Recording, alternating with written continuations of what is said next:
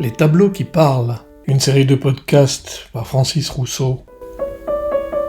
Ferdinand von Piloty, 1825-1865, Louis II de Bavière en manteau de couronnement, 1865, collection de peintures de l'État bavarois.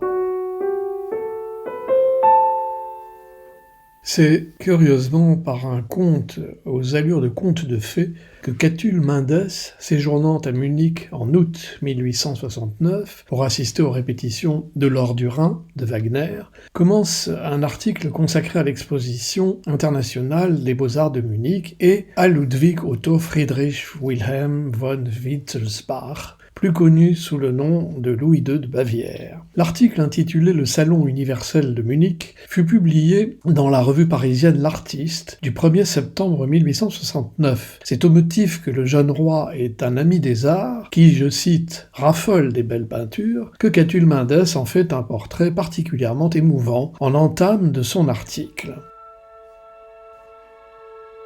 Il y avait une fois un roi qui était jeune, bien qu'il eût déjà 24 ans. Parce que tout devait être frais et printanier autour de lui, il était né dans un château qui était appelé le château des Nymphes, et il avait eu pour gouverneur un savant homme qui se nommait le comte de la Rosée.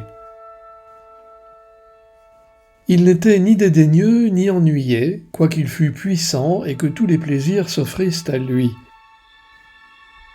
Beau, il l'était, au point de troubler les rêves de toutes les jeunes filles de son royaume, mais il ne troublait que leurs rêves. Les fées marraines qui l'entourèrent dès le berceau lui avaient donné cette rare, admirable et douloureuse faculté, l'intelligence du beau. Tous les arts lui furent chers. Sous les grands arbres d'un parc ou dans la solitude discrète d'une salle aux tentures bleues, il employait de longues heures à relire les poètes aimés. Il lisait bien, en s'interrompant quelquefois, ainsi que lisent les rêveurs. Souvent, il montrait à un peintre quelques vers d'un poète et lui disait « Peignez donc cela ».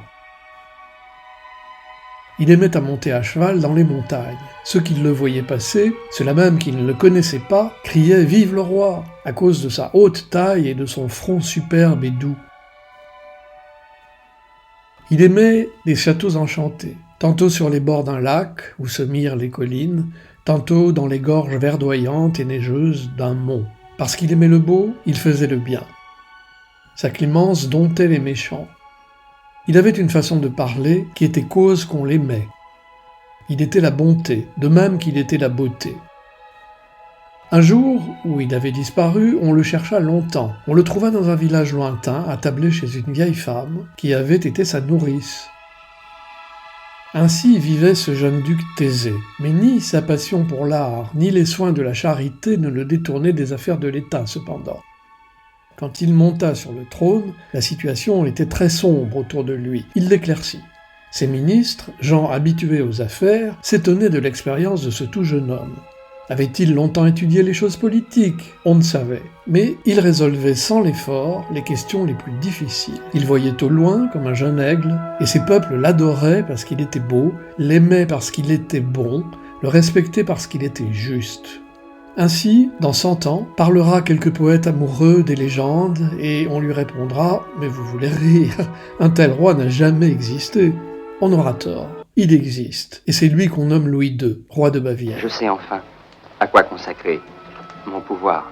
Tout semble si simple, si merveilleux. Voici donc ce que les contemporains dithyrambiques de Louis II écrivaient de lui. Enfin, pas toujours. Mort à l'âge de 41 ans, après 22 ans, 3 mois et 3 jours de règne, le roi Louis II incarna tous les fantasmes et toutes les démesures du XIXe siècle. Personnage réputé excentrique entre tous, qui fut déclaré finalement fou, il laissa un héritage qui fait aujourd'hui les beaux jours du tourisme bavarois florissant, et uniquement grâce à lui.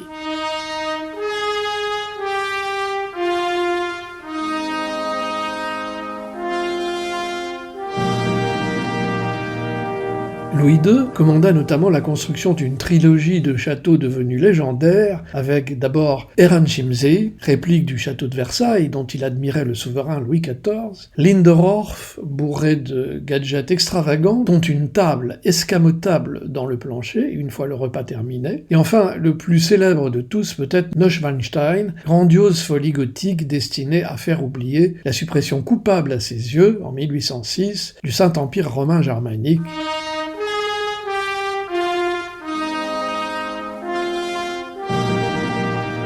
Louis II fut aussi célèbre pour avoir été le grand et unique mécène du compositeur Richard Wagner, pour lequel il fit construire le Festspielhaus de Bayreuth, voulu par le compositeur pour y exécuter spécifiquement ses propres œuvres. Dans sa vision exaltée et auréolée de divin de la monarchie, Louis II se prit volontiers pour Parsifal, héros des sagas, devenu le gardien du Graal en raison de la pureté de son âme et de son corps.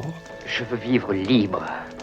Libre de chercher le bonheur jusque dans l'impossible. À partir de 1871, Louis II affecta l'essentiel des finances bavaroises, puis sa fortune personnelle, à ses projets artistiques et architecturaux dispendieux, ce qui ne tarda pas à le faire tomber en disgrâce auprès du chancelier allemand Otto von Bismarck, qui n'admettait pas qu'un souverain fît de l'art sa priorité absolue. Ne sachant où frapper, on commença à lui reprocher de prétendues nuits de débauche avec des compatriotes masculins de son âge. Pourtant, rien n'est moins sûr aujourd'hui. Comme le laissait déjà entendre en 1973 Luchino Visconti dans son somptueux film Ludwig ou le crépuscule des dieux, il n'est pas certain du tout que le roi soit jamais passé sexuellement à l'acte avec qui que ce soit. C'est même le contraire qui apparaît comme le plus probable. Tel Parsifal, ce jeune homme innocent tenu éloigné du monde par sa mère, ou tel le légendaire gallois Percival le Nice, resté vierge jusqu'à sa mort, Louis II fut fasciné par la virginité masculine, et c'est surtout cela qu'il paya au prix fort, psychologiquement et politiquement. Ce qu'on raconte sur toi, est-il vrai? Et qu'est-ce qu'on raconte? Que tu n'as jamais connu de femme. Votre peuple veut que vous soyez un homme comme eux. Vous persistez à vouloir être différent. On ne vous le pardonnera jamais. Un roi devait par essence assurer une descendance, c'était sa mission première et la condition de son règne. Bismarck s'accommoda très mal du déséquilibre politique que la virginité revendiquée du roi Louis II pouvait laisser planer sur le futur du royaume. Bien qu'il fût littéralement adoré de ses sujets, le gouvernement décida de la folie de ce roi qui avait eu pour seul tort de vouloir être à la fois vierge et vertueux. Oublie tes rêves. Les rois ne laissent guère de traces dans l'histoire. Nous sommes en vitrine. L'histoire nous oubliera.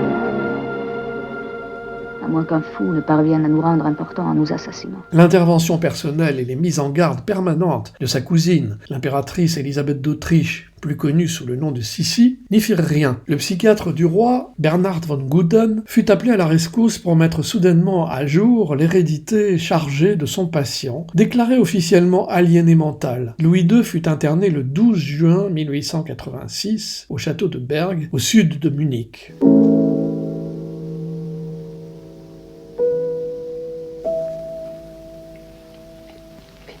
Quittez-moi, je vous en supplie, quittez-moi. Je vous en conjure. Mon Dieu, aidez-moi. Le roi Louis II de Bavière ne traîna guère en prison. Il mourut le lendemain de son incarcération, en compagnie de son psychiatre d'ailleurs, au cours d'une dernière promenade après dîner sur le lac du parc du château. Le roi serait en effet mort terrassé par l'eau glaciale du lac alors qu'il tentait de fuir de la barque après une conversation houleuse avec son psychiatre qui tenta lui-même de le sauver et qui mourut lui aussi terrassé par l'eau glaciale. Ce roi fit dire à Paul Verlaine qu'il admirait au-delà des mots, il fut l'unique et le plus grand roi de ce siècle.